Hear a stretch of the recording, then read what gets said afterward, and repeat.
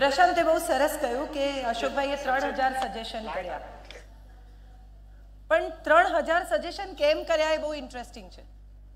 એમને એટલો બધો રસ હતો આ કાર્યક્રમમાં. આમ અશોકભાઈનો પોતાનો પ્રોગ્રામ હોય તો મ્યુઝિક હોય, ગીતો હોય, ગીતો કયા પસંદ કરવાના એટલું જ હોય, પણ અહીંયા તો સૌથી ઇમ્પોર્ટન્ટ એ હતું કે હેમાબેનને શું ગમશે એ બહુ ધ્યાન રાખવાનું હતું અને એમને નહોતું કહેવાનું. So without telling her what will she like એવું નક્કી કરવું અમારા માટે બહુ ડિફિકલ્ટ હતું. બહુ બધા લોકો બર્થડે ઉજવે છે, બહુ બધા લોકો પાર્ટીઝ કરે છે, ખાસ કરીને કપોળ પાર્ટીઝ તો બહુ જાણીતી છે. મને પણ બહુ શોખ છે કપોળ પાર્ટીઝમાં જવાનો, કેમ કે પહેલાં હાઈ ટી હોય, હજી તો એ પચે ના પચે ત્યાં તો ડિનરનો ટાઈમ થઈ જાય, વિચ ઇઝ સો ગુડ. મેં હમણાં એક પાર્ટીમાં કહેલું, એક જગ્યાએ હું ફંક્શનમાં કમ્પેર કરતી હતી ત્યારે, કે થોડા કપોળ છે ને બાકી બધા ડફોળ છે. સો એવા ટાઈમમાં કે કેવી રીતે તમારે મેનેજ કરવાનું, અને એ અમે જે કંઈ ડિઝાઇન કર્યું છે, જે કંઈ અમે વિચાર્યું છે, જે કંઈ અમે તમારા સુધી લઈ આવ્યા છીએ, એમાં અમે દાખલો ગણ્યો છે. એટલે અમને રીતના માર્ક આપજો. તાળો મળે ના મળે, ઘણા લોકોને લાગે કે આ કાર્યક્રમ શું કામ કર્યો, અથવા આ કાર્યક્રમ શું કામ કરવો જોઈએ, અથવા આ શું કર્યું છે. તો એકવાર તમારી અંદર ઉતરજો, એકવાર વિચારજો. કહેવાય છે ને કે દરેક સફળ પુરુષની પાછળ એક સ્ત્રી હોય છે અને નિષ્ફળની પાછળ બે હોય છે. એટલે આ એક સફળ પુરુષની પાછળ એક સફળ સ્ત્રી, એની આપણે કથા શરૂ કરીએ. બધાને ખબર છે કે સૌથી વધારે વાલું કોણ હોય તો માં. માણસ પડે ને એને વાગે તો કોઈ દિવસ ઓ પપ્પા એવું નથી કહેતો. ભલભલા લોકો બૂમ તો એમ જ પાડે, ઓ માં. અને માંથી શરૂ કરીને દાદી માં સુધીની સફર એટલે એક સ્ત્રીની જિંદગીની સફર. પોતાની માં અને ત્યાંથી શરૂ કરીને પોતે માં અને પછી પોતે દાદી માં. આ આખા એ પ્રવાસની વાત આપણે આજે કરીશું. એક દીકરી જ્યારે જન્મે ત્યારે અહીંયા લખ્યા છે કોટ્સ બહુ સરસ, કે દીકરી છે ને પિતાનું સ્વરૂપ છે. પોતાના ઘરમાં દીવો કરે દીકરો, કુળ દીપક કહેવાય, પણ કુળ વધુ એટલે જઈને જે બીજાના કુળને વધારે, પુત્ર વધુ કહીએ છીએ આપણે, જે પુત્ર કરતા પણ વધુ છે તે, પણ એવું કરી નથી શકતા. દીકરી જન્મે ને ત્યારથી જ મા બાપને ખબર હોય કે આપણે કોઈકની થાપણ ઉછેરી રહ્યા છીએ. ગમે તેટલા લાડ કરીએ, ગમે તેટલી વાલી હોય, ગમે તેટલી આપણે એને ચાહતા હોઈએ, પણ એક દિવસ તો એવો આવે જ કે લગ્ન કરવાનું નક્કી કરે. પ્રેમમાં પડીને કરે કે તમે પરણાવો, પણ ઇવેન્ચ્યુઅલી પરણે.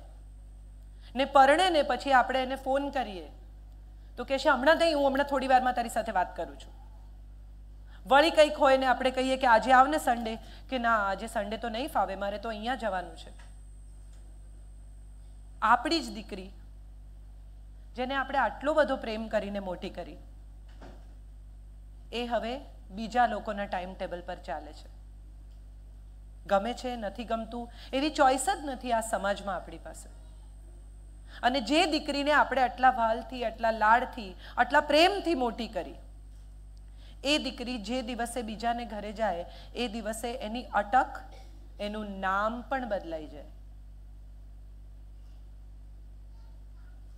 સૌથી પહેલી જેની વાત આપણે કરવાના છીએ એ હેમાંદ્રીબેનના મમ્મીની વાત કરીશું.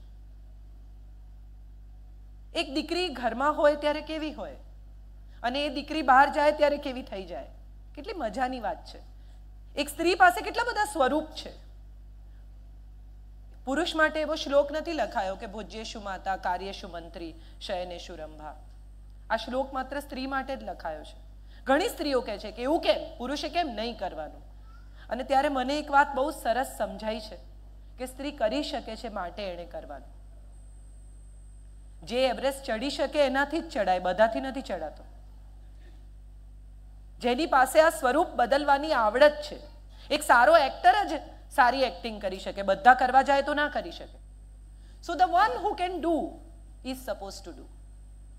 ફેમિનિસ્ટ અને ફેમિનાઇન આવા બે શબ્દો છે અંગ્રેજીમાં આપણી પાસે. આપણે ફેમિનિસ્ટ વાત નથી કરતા, આપણે ફેમિનાઇન વાત કરીએ છીએ. અને મને હંમેશા એવું લાગે છે કે સ્ત્રી હોવું એ બહુ જ ગૌરવની વાત છે. મહાભારતમાં એક બહુ સરસ શ્લોક છે.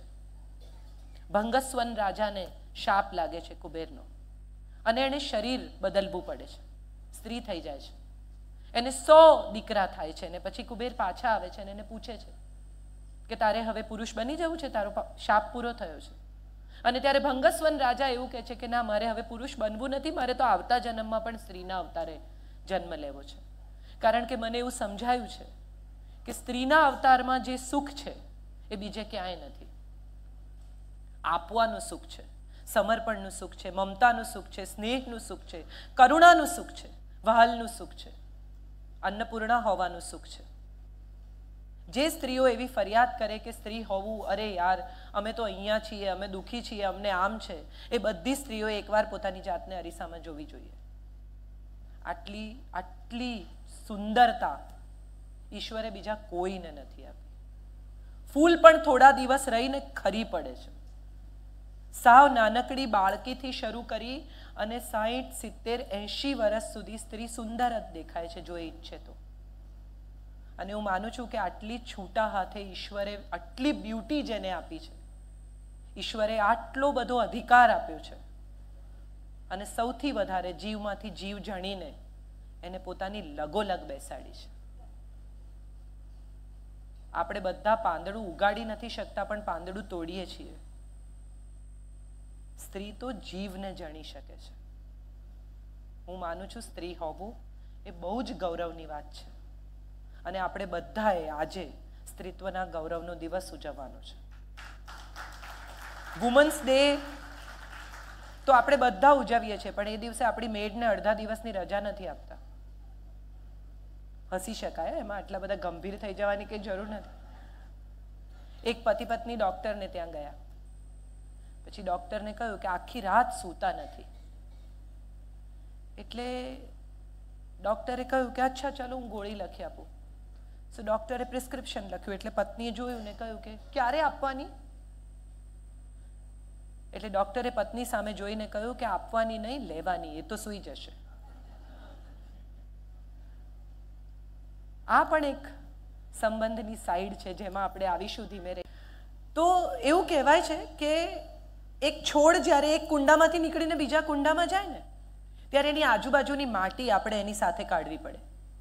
જો આપણે એની આજુબાજુની માટી સાથે ન કાઢીએ ને એકળા મૂળિયા આમ ખંખેરીને બીજા કુંડામાં નાખી દઈએ ને તો છોડ ઉગે નહીં. એ જે માટી પોતાની સાથે લઈને જાય છે એ એના કુટુંબની, એના સંસ્કારની, એના ઉછેરની, એના માવતરની માટી છે. આ માવતરની માટી એને બીજા કુંડામાં સેટલ થવામાં બહુ મદદ કરે છે. એ જ્યારે બીજા કુંડામાં રોપાય અને એ માટી સાથે એડજસ્ટ થાય ત્યાં સુધી પેલી સાથે લાવેલી માટીમાંથી શ્વાસ લે છે. આપણે કેટલી સરસ વાત આમ બધા કહેતા હોઈએ છીએ કે દીકરી, પુત્રવધુ એટલે દીકરી જ છે ને, એમાં શું વાંધો? એ તો આપણે ઘેર આવે એટલે એને જેમ ગમે એમ કરે. પણ આપણી દીકરી સવારે 8:30 વાગે ઉઠે ને તો આપણને વાંધો નથી હોતો, પણ આપણી વહુ 8:30 વાગે ઉઠે ને તો આપણને બહુ વાંધો હોય છે. આપણી દીકરી રાત્રે 12:30 બહારથી આવે ને તો આપણને બહુ વાંધો નથી હોતો, પણ આપણી વહુ રાત્રે 12:30 વાગે બહારથી આવે ને તો આપણે એને કહી દઈએ છીએ કે કાલથી આ નહીં ચાલે. અને આ આપણી પરંપરા છે, આમાં કશું ખોટું નથી. જેણે હવે પછી કુળની ધરોહર સંભાળવાની છે, જેણે હવે પછીના વારસને ઉછેરવાના છે, એનામાં અમુક પ્રકારની ડિસિપ્લિન હોવી જ જોઈએ. એમાં કશું ખોટું નથી. હમણાં મેં એક પોસ્ટર વાંચેલું અમેરિકામાં, બહુ ઇન્ટરેસ્ટિંગ પોસ્ટર હતું કે મારો દીકરો થોડો બાયલો છે. એ સાંજે ઘરે આવે અને મારી વહુ જો મોડી આવે તો 1 કપ ચા બનાવી આપે છે. મારો દીકરો જરાક દોઢ ડાયો છે. એની પત્ની થાકી ગઈ હોય તો એમ કહે છે કે આજે રહેવા દે, આપણે બહારથી ખાવાનું મંગાવી લઈએ. મારો દીકરો જરાક બોરિંગ છે કારણ કે એની પત્ની રવિવારે આરામ કરે છે ને એ બાળકોનું બેબી સિટિંગ કરે છે. પણ મારો જમાઈ બહુ સારો છે. મારી દીકરી જ્યારે નોકરીથી આવે ને ત્યારે બધી રસોઈ કરી રાખે છે. મારો જમાઈ બહુ સમજદાર છે કે મારી દીકરીના પગારમાંથી એક પૈસો નથી લેતો. મારો જમાઈ એટલો બધો સારો છે કે મારી દીકરીને ખબર જ નથી કે એના છોકરા ક્યાં મોટા થઈ ગયા. આ સ્ટેન્ડર્ડ્સ આપણા બધાના છે, મારું પણ હશે કદાચ થોડા વર્ષોમાં. ઇન્ટરેસ્ટિંગ વાત એ છે કે જ્યારે પુત્રવધુ પરણીને આવે છે ત્યારે એ દીકરી થવાના સપના સાથે જ આવે છે, ને જે સાસુ એને લઈ આવે છે એ એક દીકરી જ લાવવા માંગે છે. પછી શું થાય છે? હસી શકાય. ડરી કેમ ગયા છો? પછી શું થાય છે એ બહુ રસપ્રદ છે. ટેરિટરીની લડાઈ શરૂ થાય છે, ઇલાકા પડી જાય છે, લાઈન દોરાઈ જાય છે. આ બાજુ તારે નહીં આવવાનું, પેલી બાજુ હું નહીં આવું. અને આવું એટલા માટે થાય છે કારણ કે પુત્રવધુ એવું ભૂલી જાય છે કે આ પતિની માં છે, પેલી મારી માં છે. મમ્મી ઘેર એમ કહે ને કે તારામાં અક્કલ નથી તો આપણને ખરાબ નથી લાગતું, પણ જો સાસુ એમ કહે કે બેટા આમ નહીં આમ કરાય તો તરત ખરાબ લાગી જાય છે. અને હમણાં તો mobiles are working so beautifully.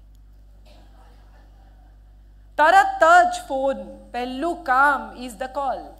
ઘરમાં હાજર છે સાસુને પૂછતા નથી કે કેવી રીતે બનાવવાનું, પણ મમ્મીને હૈદરાબાદ ફોન કરીને પૂછી લે કે મમ્મી પેલું કેવી રીતે બનાવવાનું. I think all we need to do is to communicate in the house. ઘરમાં હાજર માં સાથે વાત કરીને એની સાથે જો સંબંધ જોડી શકાય તો બહુ મજા પડે. એક સાસુ વહુ હતા. સાસુએ ભિખારીને કહ્યું કે આજે, વહુએ ભિખારીને કહ્યું કે આજે કંઈ નથી. એટલે ભિખારી પાછો ગયો. એ પાછો જતો તો ત્યાં એને ગલીના નાકે સાસુમાં મળ્યા. એટલે સાસુમાએ કહ્યું કેમ ખાલી હાથે? તો એણે કહ્યું આજે કંઈ નથી. કે તને કોણે કહ્યું? તો કે મને તો ભાભીએ કહ્યું કે ચાલ પાછો મારી સાથે. એને ઘેર લઈ ગઈ. સાસુમાં ઘેર લઈ જઈને દરવાજો ખોલીને એણે ભિખારીને કહું ઉભો રહે. અંદર ગયા, પાછા આવ્યા અને આવીને કહે છે આજે કંઈ નથી. એટલે પેલાને નવાઈ લાગી કે અરે તો એટલું કહેવા માટે મને તમે અહીંયા સુધી બોલાવ્યો. એટલે સાસુએ કહ્યું ના પાડનારી એ કોણ? હું પાડીશ. એની સામે એક બીજી સરસ વાર્તા છે. વાર્તા એ છે કે એક વહુના ઘરે બ્રેકફાસ્ટ કરવાની ટેવ. વહુ પરણીને આવી, સાસરે કોઈ બ્રેકફાસ્ટ કરે જ નહીં. આને બિચારીને ભૂખ લાગે. હવે કરે તો શું કરે? એટલે એણે રોજ રાત્રે ભાખરી 2-3 લઈ અને ઘંટીની નીચે છુપાવી દે. સવારે દળે ત્યારે ખાય. This went on for years. એક દિવસ સાસુ દળવા બેઠા ને એમણે જોયું કે ઘંટીની નીચે તો ભાખરી છે. એટલે એને થયું અરે બિચારી સૂકી ભાખરી ખાય છે. બીજા દિવસથી એણે ગોળ મૂકવા માંડ્યો વાડકીમાં. વર્ષો વીતી ગયા. વહુને એમ કે મારો વર મૂકતો હશે. બિચારો મમ્મીને કહી ના શકે ને એટલે બિચારો એ મૂકતો હશે. દિવસો વીતી ગયા, વર્ષો વીતી ગયા. વહુને ઘરે વહુ આવી. સાસુની આંખો જતી રહી છે અને સાસુ વહુને પૂછે છે કે કેવી છે તારી વહુ? એટલે જે પુત્રવધુ હતી એ હવે સાસુ થઈ છે. એ કહે છે બા આમ તો બરાબર છે પણ કામકાજે થોડી મોડી છે. એટલે જે સાસુની આંખો નહોતી એ સાસુએ કહ્યું કે ગોળ નાખ, મેં બહુ નાખ્યો છે, એની મેળે ગળી થશે. આ રિલેશનશિપ થોડા વર્ષો પછી બદલાય છે. જ્યારે સાસુ જુવાન હોય છે અને જ્યારે વહુ પણ જુવાન હોય છે ત્યારે આ રિલેશનશિપ જુદી હોય છે. થોડાક વર્ષો વીતે છે, સાસુ થોડાક ઘરડા થાય છે અને વહુને સમજાવવા લાગે છે કે જુવાની ટકવાની નથી, આ તોર ટકવાનું નથી. ત્યારે રિલેશનશિપ બદલાય છે. એક સ્ત્રીનો એક સ્ત્રી સાથેનો સંબંધ જોડાય છે. પછી એ સંબંધમાં ક્યાંય દીકરો વચ્ચે નથી આવતો. આમ શરૂઆતના વર્ષોમાં એવું થાય કે દીકરો બહારથી આવે ને એટલે મા પાસે બેસે એટલે તરત પુત્રવધુ કે પત્યું થઈ ગઈ વાત. જો પહેલા વાઈફને મળે તો સાસુ કે જા પહેલા અંદર એને મળી લે, મોઢું ચડી જશે એનું. અને પછી થોડા વર્ષોમાં એ બહારથી આવે ને ત્યારે બે ભેગા જ બેઠા હોય, એટલે એ સમસ્યા પૂરી